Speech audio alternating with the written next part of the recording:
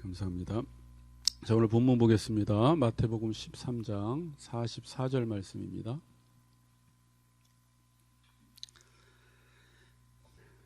마태복음 13장 44절 제가 봉독하겠습니다.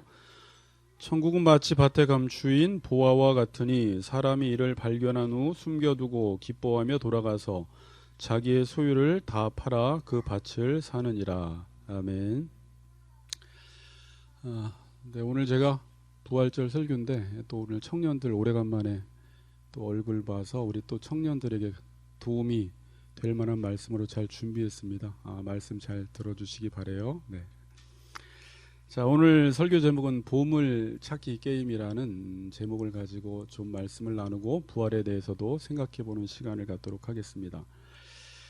저나 여러분이나 어렸을 때 다 보물찾기 게임을 해보았을 것입니다. 저희는 예전에 소풍을 가면 늘 보물찾기를 했던 것 같고, 얼마 전에 우리 교회도 수련회 가서 보물찾기를 했던 것 같아요. 보물찾기 게임은 보물을 숨겨놓고 그걸 찾으면 상품을 주는 간단한 게임입니다. 그런데 보물이 아닌 자기가 아무거나 찾아놓고 상품을 달라고 해도 주지 않고 숨겨놓은 것을 찾아야지 상품을 주는 것이 보물찾기 게임입니다. 자, 제가 예수를 믿고 보니까 예수를 믿는다는 것은 이 보물을 찾는 게임을 한다라는 것을 알았습니다. 그럼 예수 믿지 않을 때는 사람들은 어떻게 살아갈까요? 예수를 믿지 않을 때도 똑같이 보물을 추구하지만 보물을 찾는 것이 아니라 보물을 만드는 게임을 하고 있는 것입니다. 그러니까 예수를 제가 믿고 보니까 예수를 믿기 전에도 누구나 다 보물을 만드는 싸움을 하고 있고, 예수를 믿고 보니까 보물을 만드는 것이 아니라 숨겨진 보물을 찾는 게임을 한다라는 것을 오늘 본문을 통해서 발견을 했어요. 자, 그럼 보물을 찾는 것과 보물을 만드는 것에 무슨 차이가 있을까요?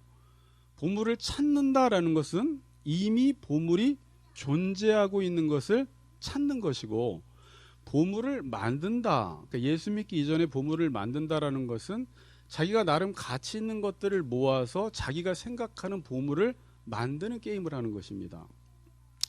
자, 예수를 믿지 않을 때 사람들이 어떻게 살아가느냐? 보물을 만드는 일을 해요. 보물을 만드는 일. 지금도 이미 보물을 만든 사람이 있을 거예요. 보물 1호가 뭐죠, 여러분? 여러분에게 보물 1호를 다음 주에 한번 나눔 시간에 이야기 한번 해보세요. 이미 보물을 만든 사람도 있고 지금도 나의 보물 1호를 만들어 나가는 과정 가운데 있는 사람도 있을 것입니다. 자, 여러분들에게 나름 보물이 없는 사람은 없습니다. 인간은 항상 가치 있는 것을 추구하기 때문에 그것을 돈이 보물이다라고 말하는 사람도 있기도 하고, 명예가 보물로 여기는 사람도 있고, 어떤 사람은 자녀를 보물로 여기는 사람이 있고, 어떤 사람은 요즘 먹는 것을 보물로 여기는 사람도 있고, 외모를 보물로 여기는 사람도 있고, 분명히 어떤 한 가지 목적, 그게 보물인데 그 보물을 위해서 사람들은 애쓰는 삶을 살아간다는 것입니다. 그래서 사람들은 자신이 생각하는 보물을 만들기 위해서 자신이 가지고 있는 어떤 것을 지불해서 자신이 생각하는 보물을 만들어 나갑니다. 그러니까 내가 보물을 만들기 위해서 내가 가지고 있는 어떤 것을 지불해서 그것을 팔아서 내 보물을 사는 일을 한다는 것입니다. 제일 대표적인 게 돈인데, 돈을 보물로 생각하는 사람들은 돈을 얻기 위해서 어떤 일을 하죠? 돈을 얻기 위해서 많은 것들을 지불해요. 자신의 건강을 지불하고, 시간을 지불하고, 또 직장에서 자신의 재능을 지불하고, 더 많은 시간과 재능을 지불할수록, 건강을 지불할수록 더 많은 돈을 얻게 되는 것입니다. 자, 그래서 인생이라는 것은 가만히 보면 성경에서 장사하는 것으로 표현을 해요. 어떤 것을 사기 위해서 내가 어떤 것을 지금 팔고 있는 행위를 하는 것입니다. 그러니까 장사를 잘못하면 인생 망합니다. 그러니까 보물을 잘못 정해놓고 자기가 이 거짓된 보물을 위해서 내 인생을 다 들여서 내 인생을 팔아서 대가를 지불해서 보물을 얻었는데 이게 보물이 아니었다면 인생이 낭패를 보는 거예요. 그러니까 인생은 지금 누가 장사를 잘하느냐의 게임을 지금 하고 있어요. 그리고 이거에 따라서 예수님이 심판을 하신다고 말씀하고 있습니다. 자, 그런데 우리가 여기서 한 가지 질문을 던져봐야 하는 것은, 다 각자 자신이 생각하는 보물을 위해서 자신이 어떤 것을 지금 팔고 있는데 자신이 생각하는 그것이 진짜 보물이냐라는 질문을 한번 던져봐야 합니다. 여러분들이 생각하고 있는 그 보물이 진짜 보물이냐라는 거예요. 네, 또 앉으세요. 자식이 정말 보물일까? 한번 생각해 보세요. 남편을 보물로 여기는 분도 계시나? 우리 김원영 집사님? 네, 아니에요. 네, 아니라는데요. 남편이 진짜 보물일까? 내가 정말 그렇게 좋아하는 돈이 보물일까? 명예가 보물일까? 내가 보물이라고 생각하는 게 정말 보물인지를 한번 물어봐야 한다는 것입니다. 매년마다 각 나라마다 행복지수를 매겨요. 행복지수. 근데 이 행복지수를 보면 제가 매년마다 보기는 보지만 지금은 이제 한국이 59위가 됐더라고요. 행복지수를 보면 경제적으로 잘 산다고 돈이 많다고 해서 행복지수가 꼭 높은 건 아닙니다. 이번에 한국을 봤더니 말레이시아보다 행복지수가 낮아요. 우즈베키스탄보다 행복지수가 낮아요. 그러니까 돈이 어느 정도 인간의 필요를 채워야 하기 때문에 먹고 입고 마셔야 하기 때문에 돈은 필요하지만 돈이 많다고 해서 행복지수가 올라가지 않는다라는 것을 우리는 알 수가 있습니다. 자, 그럼 이 행복지수는 뭐가 결정하느냐? 제가 인터넷을 찾아봤더니 여러 가지 것들이 나와 있는데 성경적으로 볼 때는 이 복이라는 단어는 행복이라는 단어는 내 상태를 좋게 하는 것, 내 상태를 좋게 해주는 것이 복이라는 거예요. 그럼 내 상태를 좋게 해주는 것이 뭐냐라는 것입니다. 사람들은 자신의 상태가 좋을 때 행복해 그래요. 자기의 상태가 좋지 않을 때 불행해 그럽니다. 그러니까 성경적 복은 나의 상태를 좋게 해주는 것. 이 뒤에 좀 이따 설명드릴게요. 그때 내가 너무나 행복감, 포만감을 맛보는 것입니다. 근데 내가 생각하는 보물이 나의 상태를 좋게 해줄 것이라고 생각했는데 그것이 나의 상태를 좋게 해주지 않는다라는 거예요. 지금 사람들이 여기에서 많은 고민들을 하고 있어요. 나는 그게 보물이라고 생각해서 일평생 그 보물을 위해 수고하고 애쓰고 다른 것들을 다 희생시켜가면서 대가를 지불하면서 그 보물을 얻었는데 보물 아닌가? 왜 상태가 행복하지 않지? 그래서 보물을 또 바꿔봅니다. 그 보물을 위해서 또 내 인생을 다 허비하고 살아봤는데 그것도 또 보물이 아닌 거예요. 자, 여러분, 또 아까 대표적인 게 돈인데 돈을 열심히 벌면 우리 인간적인 이 육신의 필요들을 채울 때까지는 돈이 우리에게 상당한 만족을 줘요. 그런데 돈을 벌다가 어느 순간 내 건강이 무너져 버리고 돈 때문에 어느 날 안 벌었을 땐 괜찮았는데 많이 버니까 관계가 깨지고 돈을 벌다가 아내가 바람을 피고 싸움이 더 잦아지고 돈 때문에 여러 가지 문제들이 일어나는 것들을 우리가 경험하게 된다는 것입니다. 내가 생각하는 그 보물이 나의 상태를 안 좋게 하는 거예요. 자, 제가 지금 이제 말을 여러분들에게 할 때 여러분들이 이 안에 복음이 들어있으니까 잘 염두에 두면서 들으세요. 돈이 보물인 줄 알고 그 보물을 추구했는데 그 돈 때문에 지금 나의 상태가 안 좋아져요. 돈을 많이 벌려다가 가족끼리 대화하는 시간도 없어지고 돈을 많이 벌려다가 내 취미 생활도 못하고 건강도 잃어버리고 많은 나의 상태들이 무너져가는 것입니다. 돈을 벌려다가 내 상태가 무너져버리는 현상들을 여러분들이 보게 돼요. 근데 돈이 필요가 없는 것은 아닙니다.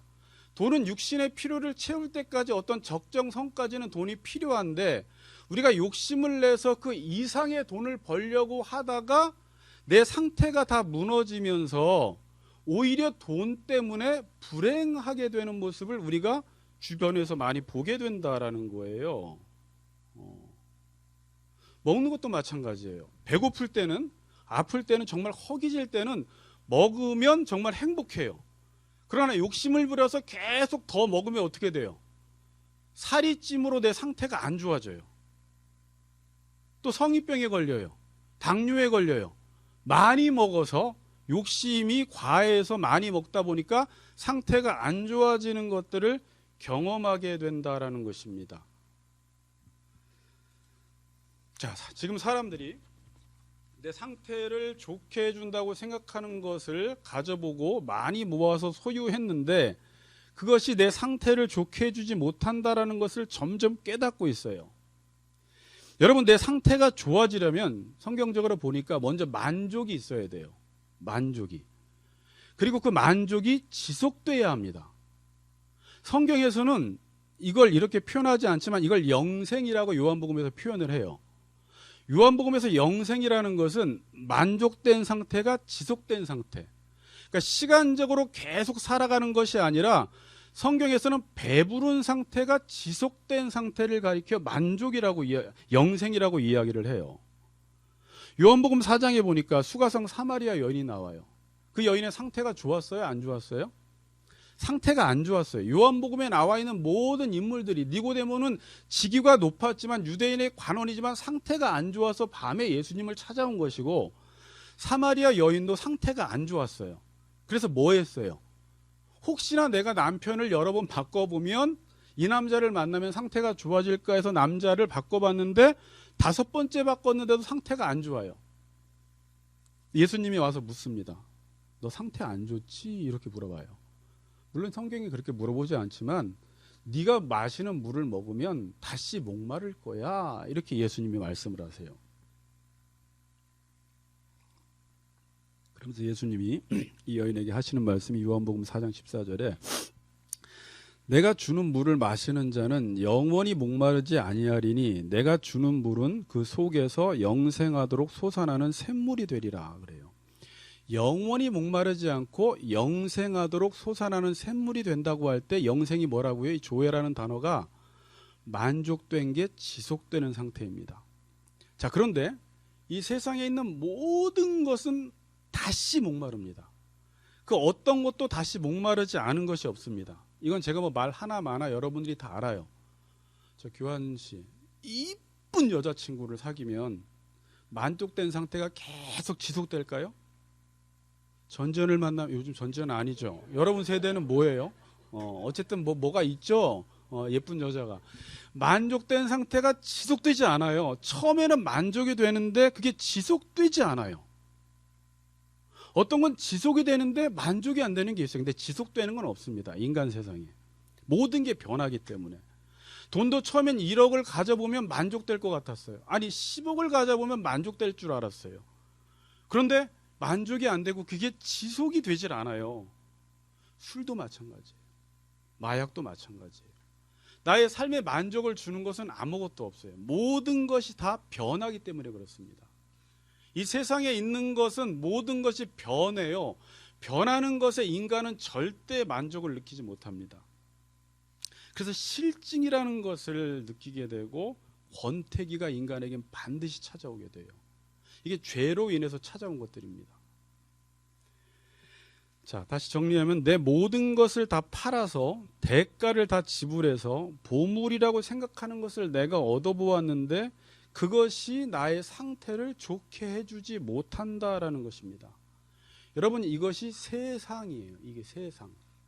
그래서 요한일서 2장 15절에서 17절을 보면 이 세상에 있는 것들을 사랑하지 말라. 누구든지 세상을 사랑하면 아버지의 사랑이 그 안에 있지 아니하니 이는 세상에 있는 모든 것이 육신의 정욕과 안목의 정욕과 이생의 자랑이니 다 아버지께로부터 온 것이 아니요 세상으로부터 온 것이라.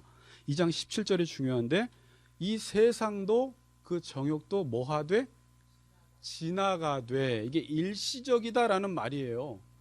이 세상도 그 정욕도 다 지나가되 변한다라는 것입니다. 일시적이다라는 것입니다. 그래서 만족이 없어요. 지속적이지가 않아요. 항상 다시 목마름의 현상이 우리 삶 속에 찾아온다는 것입니다. 어떤 보물을 가져봐도, 우리가 1000년을 살아서 모든 보물을 솔로몬처럼 다 가져봐도 만족이 없네, 헛되네라는 게 인생의 결론이라는 거예요. 이건 살아보나 마나 성경이 그렇게 말하고 있어요. 그리고 여러분들도 얼마 안 살았지만 그것을 지금 느끼고 있습니다. 그런데도 어떤 사람들은 혹시나 해서 안 가져본 사람들은 아니야, 나는 그것만 가지면 정말 나의 삶에 만족이 있을 거야 라고 해서 정말 모든 것을 다 희생시키면서 대가를 지불해서 그것을 가져보았지만 잡는 동시에 안개처럼 날아가 버려요. 자, 그리고 오늘 한번 본문을 읽어봅시다. 자, 마태복음 13장 44절입니다. 이 본문은요, 제가 전도사 때도 설교하고 그 이후에도 설교하고 지금도 설교하지만 설교할 때마다 깨달아지는 게 다른 본문이에요. 그리고 이 한 구절 안에 복음이 다 들어있어요. 놀라운 복음이 들어있어요. 34절, 44절 같이 읽겠습니다. 시작.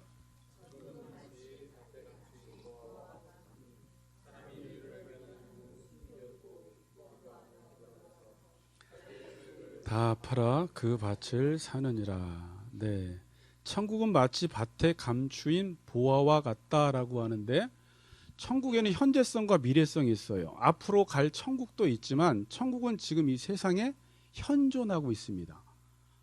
천국은 있는데 현존하는데 성경에서 뭐라고 말하냐면 그게 감추어져 있다라고 말을 해요. 제가 서론에서 말씀을 드렸죠. 예수 믿고 보니까 보물찾기 게임 하는 것과 같다. 그럼 예수 믿기 이전에는 어떤 삶을 사느냐? 보물을 안 찾는 게 아니라 자신이 어떤 보물을 만들어 놓고 똑같이 대가 지불을 해서 그 보물을 얻는 삶을 사는 것은 똑같습니다. 보물을 찾는 삶은. 근데 천국은 현존하는데 그것이 감추어졌다라는 거예요. 그럼 감추어졌다라는 게 뭐냐면 꽁꽁 숨겨 놓아서 찾을 수 없다라는 말을 하는 것이 아니라, 성경에서는 여러분들이 가끔 그런 말 하죠. 넌 어떻게 이렇게 보는 눈이 없냐 그러죠. 보는 눈이 없냐. 내가 그 가치를 알아보지 못할 때 나한테는 감추어져 있는 거예요. 여기에도 어떤 가치 있는 것이 있는데 어떤 사람은 그 가치를 알아보고, 여기 보니까 이 안에 바이올린이 엄청 많던데, 바이올린 전문가가 와서 이 바이올린을 보면 어머 이건 3억 원짜리네, 그리고 갖고 갈 수 있어요. 저한테 이거 20만 원에 팔 수 있습니까? 가치를 모르는 사람은 20만 원에 그냥 팔아버리는 거죠. 근데 어떤 사람은 그것을 똥값에 팔아버릴 수 있어요. 가치를 모르기 때문에. 낫 놓고 기역자를 모른다라는 말은 자기가 기역자를 모르면 낫이 있는데도 기역자를 모르기 때문에 낫을 보면서도 기역을 모르는 거예요. 자기가 그 가치를 모르니까 알아보지 못한 걸 가리켜 천국은 밭에 감추인 보화와 같다 이렇게 말을 합니다. 그러니까 천국은 마치 밭에 감추인 보화와 같으니 사람이 이를 발견한 후에 이 천국을 발견하면 사람들이 어떻게 하냐면, 예수를 믿지 않았을 때 보화를 위해 자신의 모든 것을 대가 지불을 해서 보화를 얻는 것처럼 천국을 발견한 사람도 자신의 소유를 다 팔아서 대가 지불을 해서 그 천국을 반드시 산다라는 것입니다. 사도 바울은 나중에 이 천국이 얼마나 귀한 건지, 예수 그리스도가 얼마나 존귀한지를 깨닫고 자신이 그렇게도 중요하게 여기던 것을 다 해로 여기고 배설물로 여기고 그리스도를 얻었다라고 이야기를 해요. 그리고 자신의 인생의 목적은 그리스도 안에서 자신이 발견되는 것이 그리스도 자신의 삶의 목적이라고까지 나중에 이야기를 합니다. 자, 정리하면은 부활을 만드는 사람도 자신이 부활하고 생각하는 것을 얻기 위해서 대가를 지불하고, 천국을 발견한 사람도 그것을 얻기 위해서 지금 자신의 소유를 파는 일을 하고 있는 것입니다. 자, 여기서 한 가지를 좀 우리가 생각을 해봐야 되는데, 자기의 소유를 팔아라고 했는데 이제 이걸 잘못 적용하면 기독교 안에서 정말 하지 말아야 될 행동들을 엄청 많이 하게 돼요. 자기의 소유를 판다라는 것이 무엇일까를 알아야 되면 천국이 무엇인지를 알아야 돼요.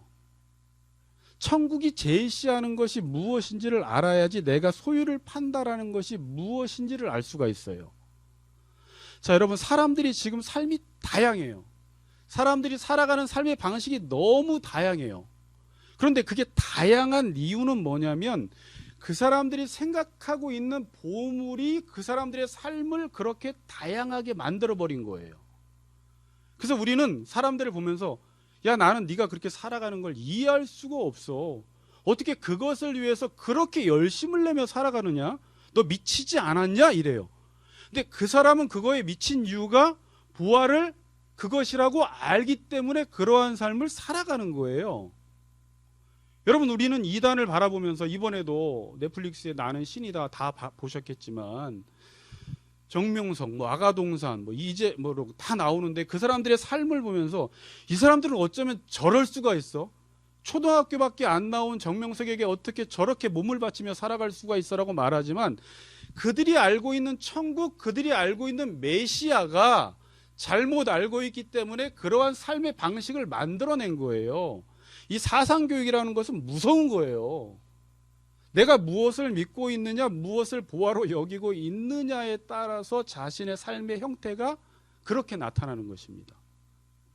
그러니까 여자들이 몸을 파는 거예요. 주는 거예요. 우리가 보기에는 어리석게 보이지만 그들이 생각하고 있는 것은 정명석이 메시아이기 때문에, 아가동산 거기가 에덴 동산이기 때문에, 신나라이기 때문에 그렇게 자신의 재산을 다 팔아서 그 땅으로 들어가는 거예요. 에덴 동산으로. 우리가 보기엔 미쳤죠. 그러나 그들이 가지고 있는 메시아 개념, 천국 개념이, 복의 개념이 그러한 삶을 만들어낸 것입니다. 우리 효진 형제 좀 알겠어요? 그렇죠. 네.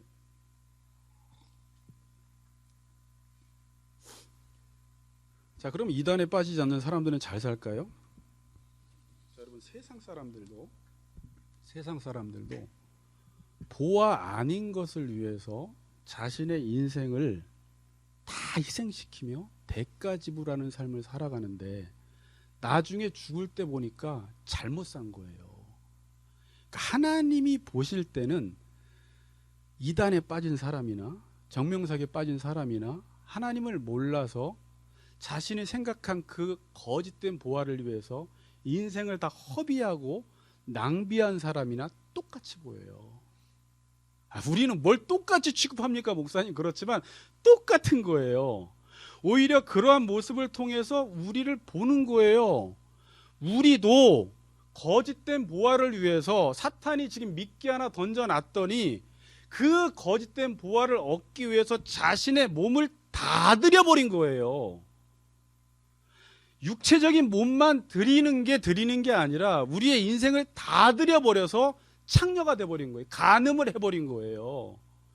하나님 보시기에는 정명석에게 몸을 드린 사람이나 사탄이 제시한 거짓된 보화를 얻기 위해서 자신의 인생을 다 들여버린 사람이나 똑같이 보인다라는 거예요. 사기당한 거예요. 그래서 그게 하나님이 보시는 관점이에요.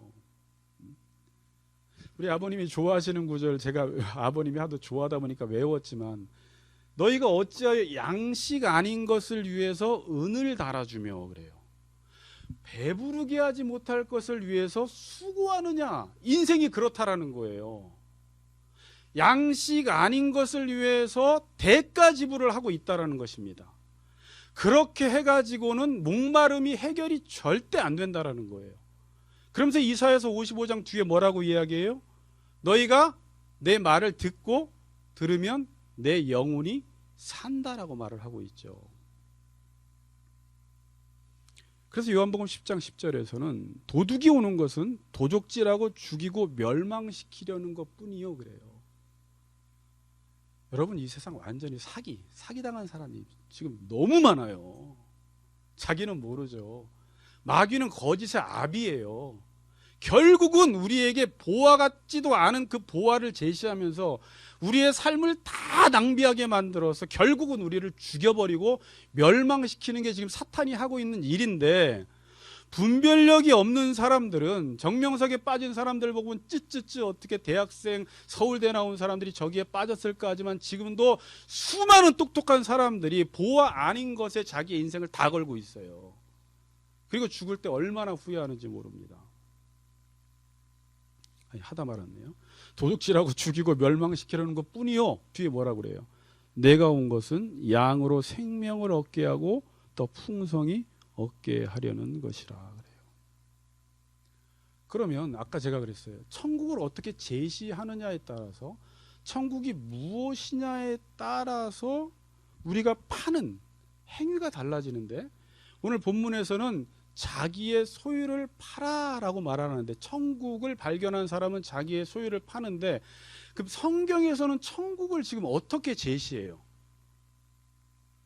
잘못하면 여러분, 교회 다니는 걸 천국으로 알면 또 그 사람의 삶의 방식은 교회만 열심히 다니면 천국 간다라고 또 삶의 방식이 잘못 나올 수 있어요.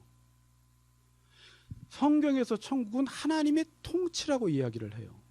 우리는 산상설교 할 때 다 들었지만 청년들 한번 들어보세요. 천국은 어떤 장소적 개념보다도 하나님의 통치 개념으로서 하나님의 말을 듣고 사는 곳이 천국이라고 이야기를 합니다. 그래서 성경에서 복이라고 할 때 헬라어에서 두 단어를 써요. 첫 번째는 율로기아라는 단어를 쓰고 두 번째는 마카리오스라는 단어를 써요. 둘 다 복이라는 단어예요. 율로기아는 좋은 말을 듣는 거예요. 좋은 말을 들으면 내 상태가 좋아진 상태를 마카리오스 그래요. 이게 산상설교에 나오는 복이라는 단어예요. 복 있는 사람은 할 때. 그러니까 천국은 뭐냐면 하나님의 좋은 말을 듣고 내 상태가 좋아지는 거예요. 그러면 천국이 이렇다면 내 소유를 팔라라는 것은 과연 무엇일까라고 했을 때 하나님의 말씀을 듣고 그 말씀으로 내 삶을 다스려 나가는 것입니다. 자, 여러분 제가 이 말씀을 꼭 드릴게요. 여러분 삶에 많은 영역들이 있어요. 국가와 공동체와 교회와 가정과 직장과 부부관계와 자녀의 관계와 많은 영역들이 있죠. 하나님은 이 영역들을 팔아버리란 말은 절대 안 합니다. 하나님이 우리에게 그걸 주신 이유는 상태를 이미 그 삶을 통해서 우리의 상태를 좋게 해서 복을 받게 하기 위해서 우리에게 주신 거예요. 그러면 그러한 모든 영역들 속에서 나의 말로 그 모든 영역들을 다스려 나가지 말고 하나님의 말로 그 영역들을 다스려 나가라는 것은 지난 시간에 말씀드렸듯이 내 모든 영역에서 소유권을 하나님께 완전히 이전해 드려서 하나님이 너 가정생활은 이렇게, 부부생활은 이렇게, 직장생활은 이렇게, 교회생활은 이렇게, 대인관계는 이렇게, 자녀는 이렇게 가르쳐 라고 하는 하나님의 말을 듣기 위해서 자기의 말을 버리는 것, 이게 자기의 소유를 파는 거예요. 내가 주인의 자리에서 내려오고 하나님이 나의 삶의 주인의 자리에 앉히는 거예요. 이게 갈라디아서 2장 20절에 내가 그리스도와 함께 십자가에 못 박혔다라는 뜻이에요. 이런 사람들만 내 안에 예수가 살아나고 하나님이 내 삶을 통치하심으로 부활하는 사건이 생겨납니다. 살아나는 일이 일어나는 거예요. 그 안에서. 그래서 여러분 청년들, 제가 요즘 우리 청년들 보면 우리 어른들도 마찬가지지만 안타까운 게 뭐냐면 너무 사는 게 힘들다 보니까 직장생활도 힘들고 집도 사야 되고 결혼도 하다 보니까 너무 계산적이 돼버리는 거예요. 자기에게 손해되는 건 안 하고 이익되는 것만 찾아서 하고, 직장도 지금 뭔가 이익이 안 될 것 같으면 빨리 뛰어나오고, 교회에서도 헌신하려고 하지 않고. 왜 그런 거예요 사람들이? 그렇게 하면 내가 못 살 것 같아. 근데 성경은 그런 생각 버리고 제가 전했던 에베소서에 있는 말씀대로, 에베소서에서 가정을 버리란 말 안 하잖아요. 자녀를 버리란 말 안 하잖아요. 공동체 버리란 말 안 하잖아요. 공동체 속에서, 가정에서, 직장에서, 결혼 생활은 이렇게 해라, 사랑하고 복종해라, 주 안에서 가르쳐라. 거기에 모든 결혼 생활의 비밀들과 가정 생활의 비밀들이 나오는데 그대로 살아보면, 그 좋은 말을 들으면 여러분의 상태가 좋아진다라는 거예요. 마카리오스의 상태로 찾아온다는, 기쁨이 충만한 거예요. 그 안에서.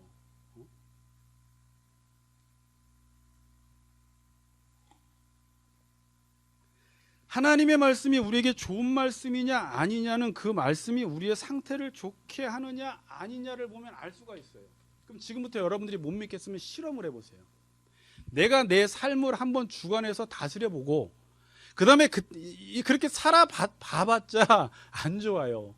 그리고 하나님께서 내 삶을 통치하시도록 정말 힘들지만 내가 주인의 자리에서 내려와서 하나님, 우리 부부관계 속에, 우리 자녀와의 관계 속에, 우리 가정 속에, 교회 속에 하나님의 말이 직접 통치할 수 있도록 여러분들이 한번 주권을 넘겨드려 보세요.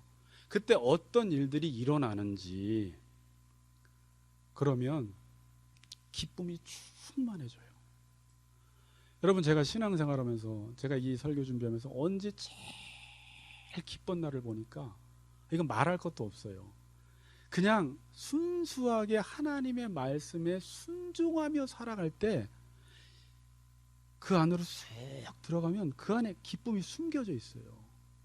놀라운 기쁨이 있어요. 하나님의 나라는 먹고 입고 마시는 것에 있지 않고 의와 평강과 희락이에요.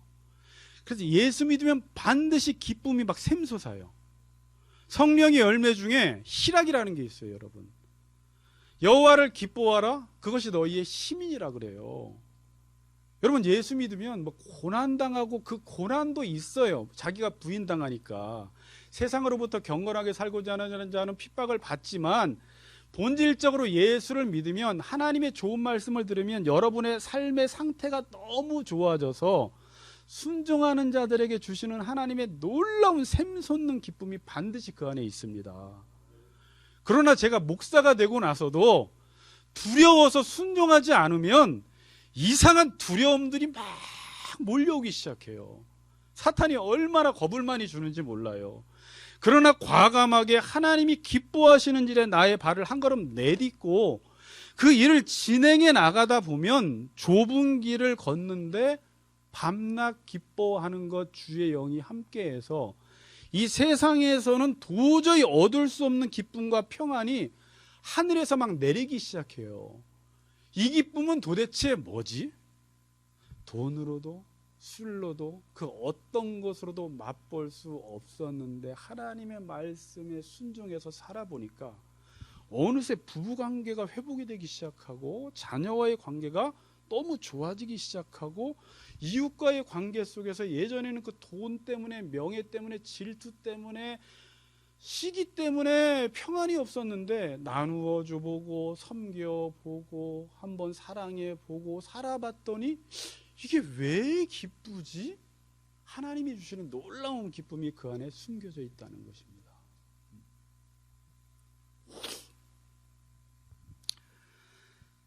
여러분, 예수님이 이 세상 사람들을 볼 때 모두 상태가 안 좋았어요. 그걸 성경에서는 거짓된 보화를 위해 살아가는 그 사람들의 상태를 가난하다, 병들었다, 귀신 들렸다라고 표현하고 있습니다. 천국의 보화를 알지 못하고 세상에 거짓된 보화를 위해 살아가는 그 모든 사람들이 사는데 사는 것 같지 않고 삶이 지긋지긋한 거예요. 여러분, 요즘 많이 듣는 말 아닙니까? 이렇게 삶이 지긋지긋하냐? 죽겠다, 고통스럽다. 여러분, 삶은 하나님이 그렇게 지긋지긋하고 고통스럽게 살도록 만들지 않으셨어요. 자, 눈 떠보세요. 우리 청년들을 위해 준비했어요. 이거 집에 가서 한번 더 들어보세요. 그리고 정말 이 안에 여러분들이 하나하나 깊이 듣다 보면 여러 가지 것들이 생각이 나고 내가 인생을 어떻게 살아가야 할지 방향이 나와요. 자, 많은 사람들이 지긋지긋한 삶을, 죽음의 삶을 벗어나기를 원하는데 문제가 뭔지 아세요? 지금 자신이 듣고 사는 그 말 자체가 이 죽음의 삶을 벗어나지 못하게 하는 말이에요. 뭐라고요?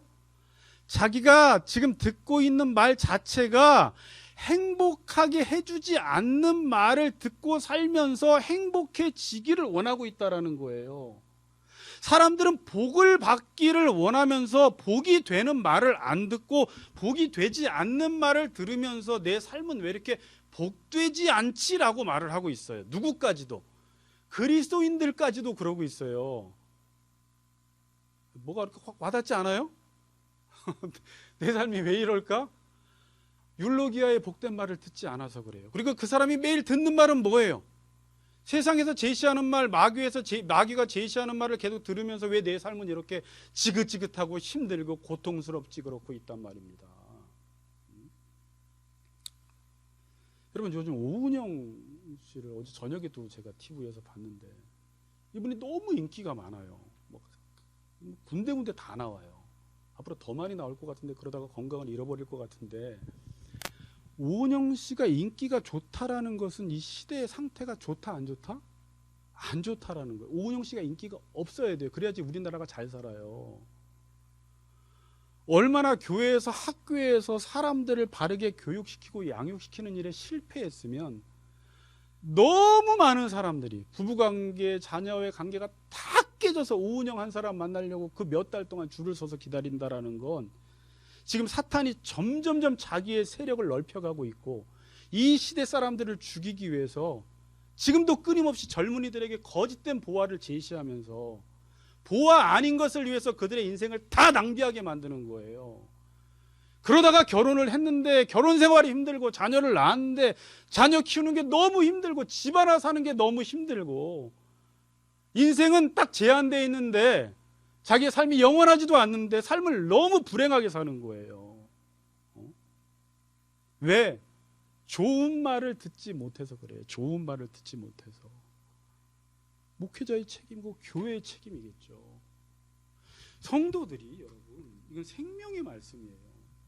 이 말씀을 제대로만 들으면, 천국이 무엇인지만 안다면, 우리가 하나님의 통치를 정말 받아서 살아간다면, 아까 제가 말씀드렸죠, 이미 하나님께서는 이 세상을 지으실 때부터 모든 걸 보시기에 좋았더라의 상태로 지었기 때문에 가정이나 공동체나 자녀와의 관계나 이웃과의 관계가 이미 처음부터 보시기에 좋았어요. 상태가 좋았습니다.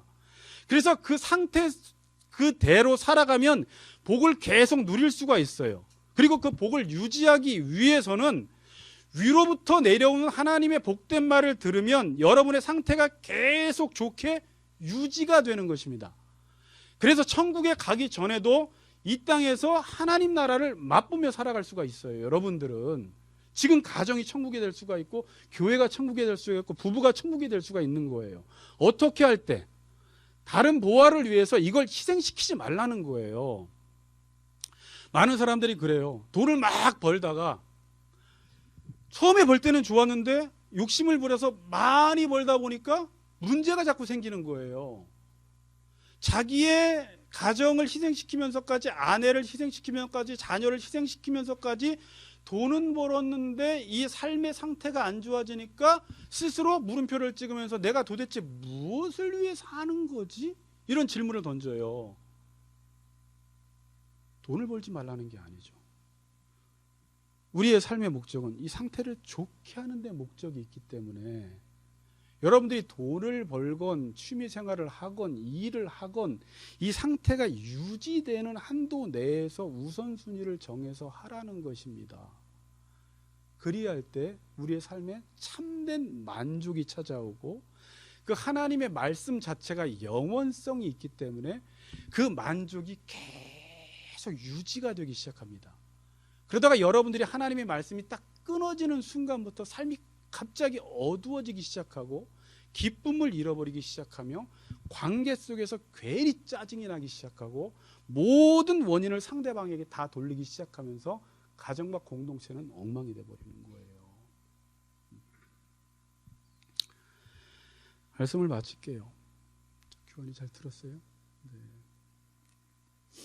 오늘 부활절입니다. 예수님이 이렇게 부활하신 날인데 저는 성도들이 과연 고난주간의 고난의 의미를 잘 알까? 부활절날 부활의 의미를 잘 알까? 고난주간이라고 하니까 울어야 될 것 같고 부활절이라고 해야 되니까 웃어야 될 것 같은데 부활의 의미가 무엇인지 모르겠고 부활은 장차 미래에 일어날 일이 아닌가? 맞습니다. 예수와 함께 십자가에 못 박힌 사람은 예수와 함께 연합되어서 반드시 미래에 부활을 합니다. 그러나 제가 우리 성도들에게 늘 강조했던 것은 지금 이 땅에서도 천국도 현재성과 미래성이 있지만 부활도 현재성과 미래성이 있어요. 내가 어떤 부활을 위해서 대가 지불하는 삶을 내 정과 욕심을 십자가에 계속해서 못 받고 천국을 발견한 이후에 그 하나님의 통치받는 삶을 살아가고 자기의 소유권을 하나님께 매일매일의 삶 속에서 이전해 드리면 그게 자기 자신이 십자가에 죽은 거예요. 이런 사람들은 오늘도 부활의 역사, 오늘도 부활의 기쁨, 매일매일 삶 속에서 그 부활의 기쁨을 맛보며 살아갈 수 있다라는 것입니다. 여러분들이 계속해서 십자가에 죽고 오늘도 하나님이 나를 통치하실 때 그걸 너무 억울해하지 마시고 그 복된 말을 듣고 여러분들의 상태를 좋게 함으로 여러분의 남은 인생이 부활의 기쁨이 충만한 복된 인생이 되기를 주님의 이름으로 축복합니다. 찬양 하나 하고 기도합시다.